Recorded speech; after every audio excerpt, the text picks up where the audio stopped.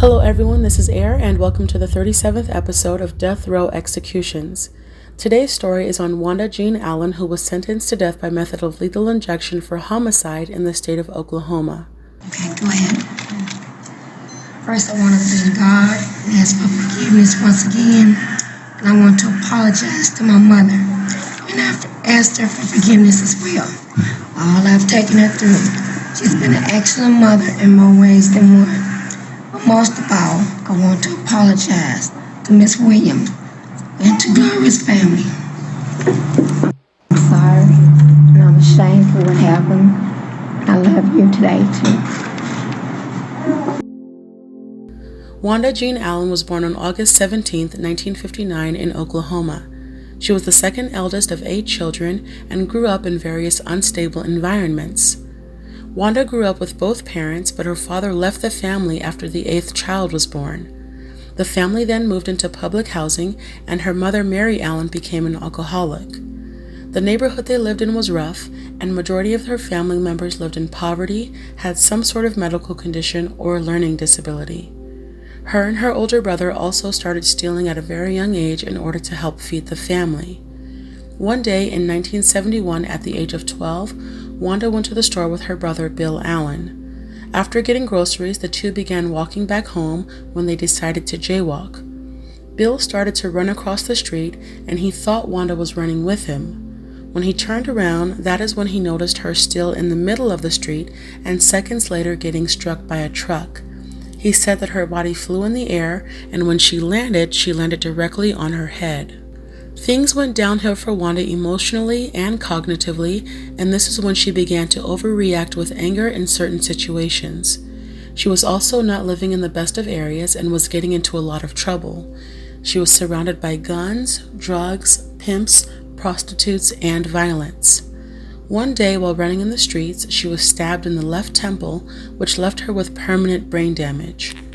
After this incident, Wanda, now 15 or 16 years old, spent time in a juvenile detention center, and this is when she was evaluated by psychologist Dr. Martin Krimsky for the first time.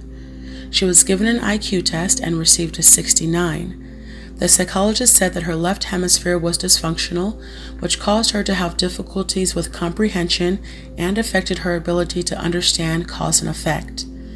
It was also noted that she was the type of person who would lose control when under stress, and that she had difficulty thinking and making plans on her own.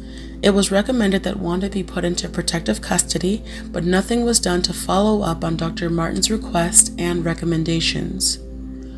Wanda was able to graduate middle school, but by 9th grade, after receiving her first report card, she had F's in all of her classes except for her English class. In a later interview, she said that the only reason why she received a good grade in that class was because the teacher cared about her, worked with her, and it made her try as hard as she could. Despite the support from that one teacher, Wanda was not able to handle school and ended up dropping out at the age of 17, having not gone past the 9th grade. Another thing that was different than the norm for Wanda was her sexuality. She was a black lesbian in a family that held strong Christian values, with one of her brothers actually becoming a reverend later on in life. Despite how others felt, she was still open with her sexuality and was accepted by one of her childhood friends, D.R.E. Pettis. Eventually, Wanda and D.R.E. began a sexual relationship and ended up moving into their own apartment together. It is not clear whether or not D.R.E. was open with her relationship with Wanda, because at the same time she had a boyfriend who was also a pimp. It was later suggested that D.R.E. was prostituting and her boyfriend was her pimp. One day on June 29, 1981, at the age of 21, Wanda was at a motel with D.R.E. when her boyfriend came and they all began to argue. Wanda said that D.R.E.'s boyfriend began shooting, so she returned fire and accidentally shot D.R.E.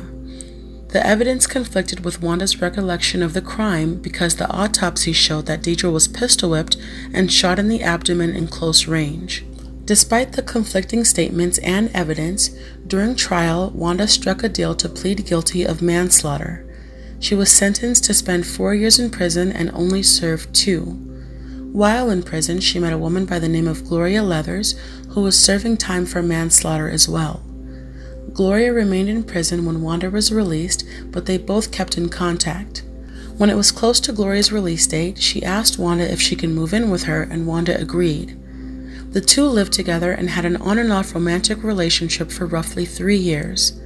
In those 3 years, the local Oklahoma City Village Police Department had been called multiple times by both Wanda and Gloria when it came to their disputes.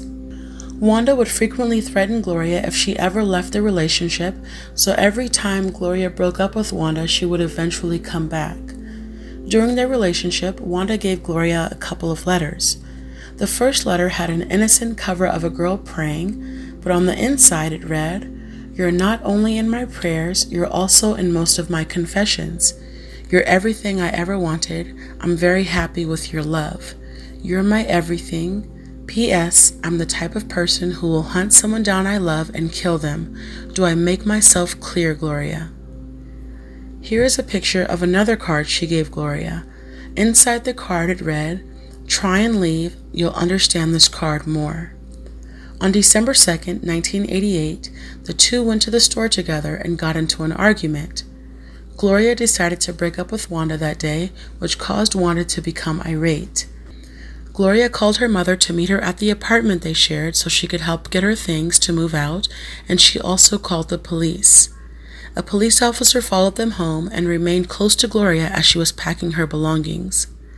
When Gloria finished getting her things, she and her mother drove to the village police department so she could file a complaint against Wanda.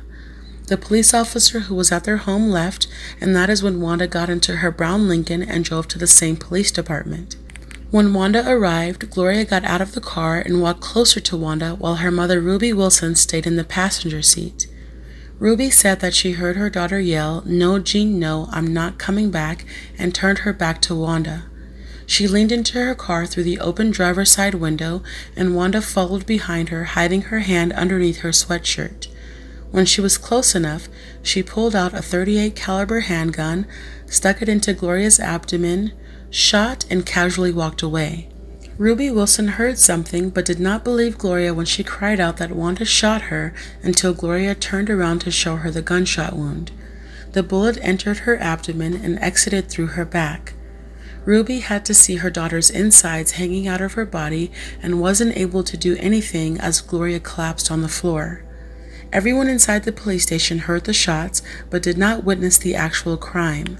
One police officer noticed that Wanda fled the scene with a gun and got into her brown vehicle.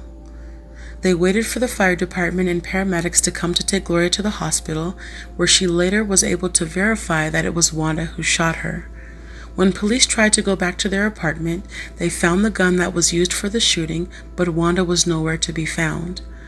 Unfortunately, Gloria died a couple of days later due to gangrene on her intestines, and Wanda still had not been arrested.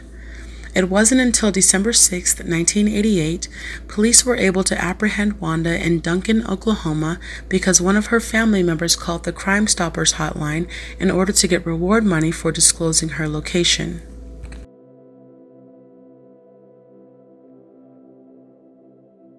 Wanda, before we get started, I want to tell you that we just received a call from Mercy Hospital, and Gloria's passed away. She died about 20 minutes ago. Be for real. I'm for real.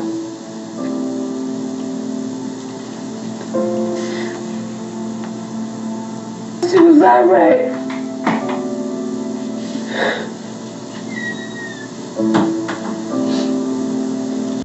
While in custody, Wanda broke down when she found out that Gloria died, but said that she acted in self-defense because Wanda hit her in the face with a rake when they were at the apartment. When she was photographed before being taken into jail, she did have a mark on her face, but her story was not corroborated by the police officer at the scene nor Gloria's mother. Wanda's family hired a lawyer by the name of Bob Carpenter, who agreed to take on her case. He said he would represent Wanda for a total fee of $5,000. The family scraped up enough money, but were only able to give him $800. Bob was unaware of Wanda's previous conviction back in 1981, so he was shocked to learn that the state was charging Wanda of first-degree premeditated murder and seeking the death penalty. He asked the judge to be removed from the case because he had never worked on a death penalty case before, but the judge refused. He then asked for help in getting a public defender because he was not given enough money by Wanda's family and did not have the proper resources to hire investigators and do what he needed to do in order to properly represent Wanda. The judge refused, so by Bob's own admission, he did not try his best, and a lot of things were misrepresented or never mentioned during trial. Although the state knew of Wanda's IQ and medical history, it was not presented in court. The prosecutors also asked Wanda if she graduated high school, and Wanda responded by saying yes, so they focused on the fact that Wanda was an intelligent woman who graduated high school and completed 2 years of college. It wasn't until after trial and during a clemency hearing when the Assistant Attorney General by the name of Sandra Howard brought up the fact that the state was not executing a mentally retarded person and reminded them that she had graduated. The volunteers helping Wanda for her clemency hearing said that Wanda had a difficult time understanding or remembering the difference between junior high school and high school. She also made a statement to them that she graduated 9th grade, so the information initially given was false. During trial, Bob Carpenter tried to bring in evidence saying that Gloria Leathers was a violent woman who was also convicted of stabbing a woman to death. The judge agreed with the objection from prosecutors, saying that the information was hearsay, so he was not allowed to talk about that anymore. Ultimately, the jury was made to believe that Wanda was the more masculine one in the relationship and was abusive and aggressive with having a previous felony on her record. They found her guilty of first-degree murder, and she was sentenced to death by method of lethal injection. After being sentenced, Wanda was sent to the Oklahoma State Penitentiary in McAlester, Oklahoma. While in prison, she had many people saying that she was a changed woman who found God and had given up being a lesbian. A reverend by the name of Robin Myers, who was also there supporting her, made this statement: "I always suspected that Wanda's renunciation of lesbianism had more to do with helping to revamp herself in the most palatable way with her clemency and appeal processes. She knew perfectly well that her being a lesbian was a big strike against her and that it's an embarrassment in the black community.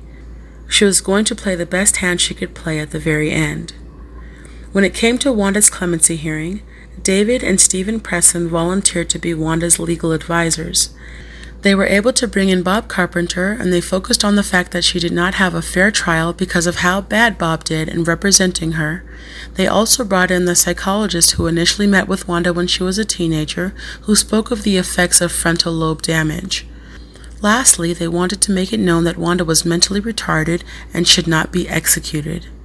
In a vote of 3-1, Wanda's clemency hearing was denied, and Governor Keating refused to grant Wanda a final stay of execution. For Wanda's last meal, she had a bag of chips. When she was strapped in for her execution, she was asked if she had any last words, and she said, "Father, forgive them, they know not what they do. That's it. Thank you." She smiled and then looked at the witness area, stuck out her tongue in a playful way, and did a little dance on the bed she was laying on. The smile faded as her eyes glazed and rolled in the back of her head, and she was pronounced dead at 9:21 p.m. on January 11, 2001. Wanda Jean Allen was the first female to be executed in the state of Oklahoma in almost 100 years, and the first black woman to be executed since the death penalty was reinstated in the United States. Thank you guys for watching, and I would like to give a shout out to my new patrons on Patreon, Jeremy, James, Barry, and Daniela. Thank you guys so much for the support, and I appreciate you guys for becoming patrons. And now for discussion and question time. Here are some pictures of Wanda's clemency hearing. This board member dozed off and yawned throughout everyone's speeches. Do you think the board has their mind made up before even listening to any plea for clemency? Immediately after the votes were taken, 2 of the board members were laughing with each other, and it did not seem serious at all for them. In spite of her IQ, I find that she was intelligent enough to comprehend what she wrote in that gorilla card. She said, "If you leave me, you will understand this card more." Do you guys agree that if she can comprehend cause and effect, unlike the psychologist who said she couldn't, she would also understand that if she kills, there would be a consequence? And if she can't think in the moments when she gets angry, then why are people like this able to roam free while innocent people might not know they are right next to an explosive killer? I have done a few stories where the person I feature has killed and only spent a few years in prison. These same people come out of prison and kill for a second time after being released. Do you think that these type of people should be given the opportunity for early release for good behavior in prison? I feel that it's obvious people will fake being nice and manipulate others to believe they've changed, but whatever makes them tick will still be there. Their twisted fantasies and obsessions will still be there despite how nice they appear.